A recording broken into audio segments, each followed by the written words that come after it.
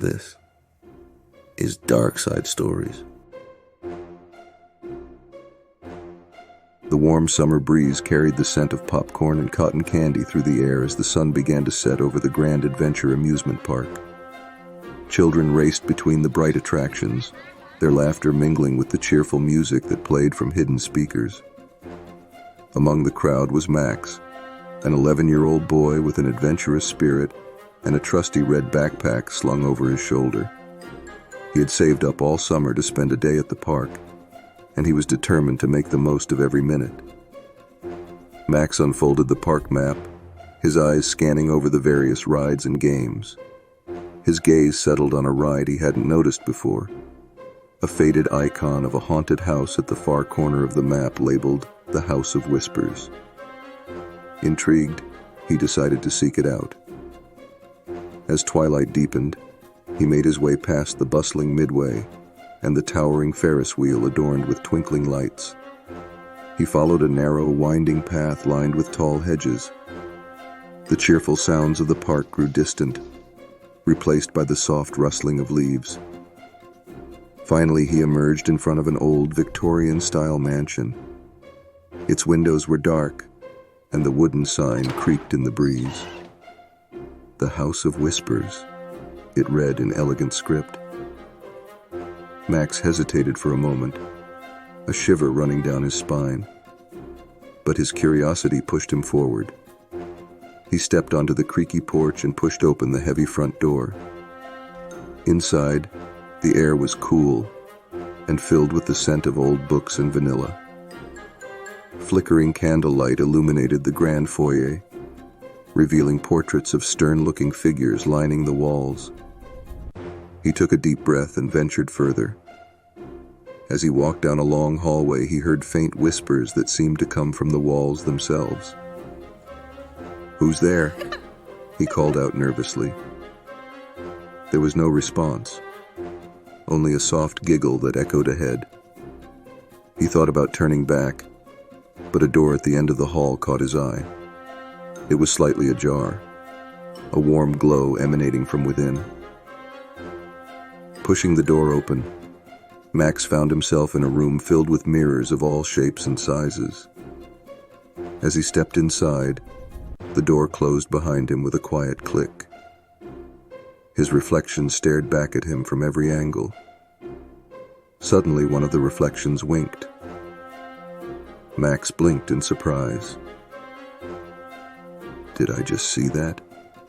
he whispered. The reflections began to move on their own, independent of his actions.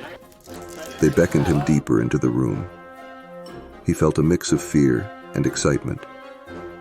Remembering that this was all part of the ride, he decided to play along. He navigated through the maze of mirrors, following the reflections that seemed to guide him. They led him to another door, ornately carved with swirling patterns. As he touched the handle, a jolt of static electricity made him jump. He opened the door to find a grand library with towering bookshelves that stretched up into darkness. A massive chandelier hung overhead, its crystals casting dancing lights around the room. On a pedestal in the center of the room lay an old book bound in deep green leather. Gold lettering on the cover read, "Secrets of the Park." Max's heart raced as he approached it. He reached out and opened the book. The pages were blank at first, but words began to appear before his eyes. "Welcome, Seeker. Will you uncover the mysteries?" Suddenly, the shelves began to move, sliding to form new passages. The floor beneath him shifted like a giant puzzle. Max quickly rolled to the side as a bookshelf moved past him. He realized he had to solve a maze to escape.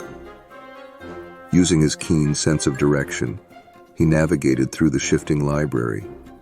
He spotted symbols on the floor, stars, moons, and suns, that seemed to indicate the correct path. Recalling the patterns from a game he once played, he followed them carefully. After what felt like an eternity, he reached another door, marked with a silver star. Max opened the door and stepped into a lush garden under a starlit sky. Exotic plants glowed softly, and the air was filled with the sound of a gentle stream. A pathway of stepping stones led to a small gazebo where a figure stood, cloaked in shadows.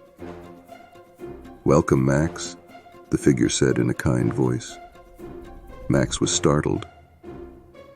"How do you know my name?" he asked. The figure stepped forward, revealing herself to be an elderly woman with twinkling eyes. "I know all who are brave enough to venture here," she replied. "You have a curious heart." She gestured for him to sit. "This park holds many secrets, and you have found one of its most cherished ones."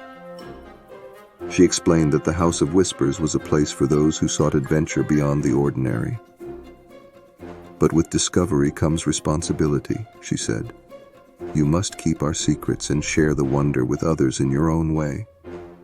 Max nodded, feeling a sense of honor.